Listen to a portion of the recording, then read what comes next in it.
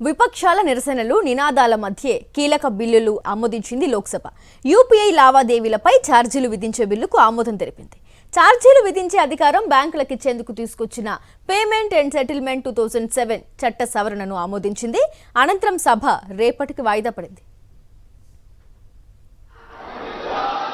प्रश्न यह है कि श्री एन के प्रेमचंदन जी द्वारा प्रस्तुत संवैधानिक संकल्प को अस्वीकृत किया जाए।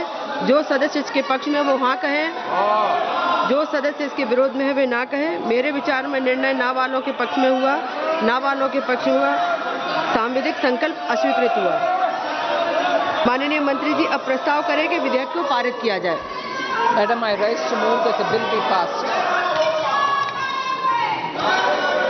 प्रश्न यह है कि विधेयक को पारित किया जाए। जो सदस्य इसके पक्ष में वो हाँ कहें, जो सदस्य विरोध में है वे ना कहें। मेरे विचार में निर्णय हाँ वालों के पक्ष में हुआ, हाँ वालों के पक्ष में हुआ। प्रस्ताव स्वीकृत हुआ और विधेयक पारित हुआ। सभा की कार्यवाही कल शुक्रवार 7 अगस्त 2026 प्रातः 11 बजे तक के लिए स्थगित की जाती है। ఉదయం 11 గంటలకు లోక్సభ సమావేశం కాగానే విపక్ష ఎంపీలు ఆందోళనకు దిగారు.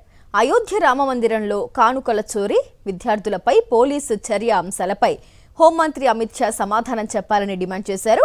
విపక్షాల నినాదాలతో సభలో గందరగోళం నెలకొంది. దీంతో ప్రశ్నోత్తరాల కార్యక్రమం చేపట్టకుండానే స్పీకర్ సభను మధ్యాహ్నం 2 గంటల వరకు వాయిదా వేశారు. ఆ తర్వాత కూడా సభలో అదే పరిస్థితి కొనసాగింది. అయితే విపక్షాల నినాదాల మధ్య టాక్సేషన్, ఇతర చట్ట సవరణ బిల్లును మోజువాణి ఓటుతో లోక్సభ ఆమోదం తెలిపింది. ఆ తర్వాత పేమెంట్ అండ్ సెటిల్మెంట్ సిస్టమ్స్ చట్ట సవరణ బిల్లును కూడా ఆమోదించింది.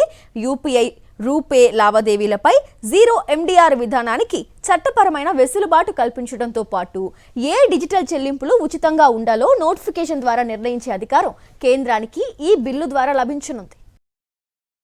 మరిన్ని అప్డేట్స్ కోసం ఛానల్ ను సబ్స్క్రైబ్ చేయండి. నోటిఫికేషన్స్ కోసం బెల్ ఐకాన్ పై క్లిక్ చేయండి.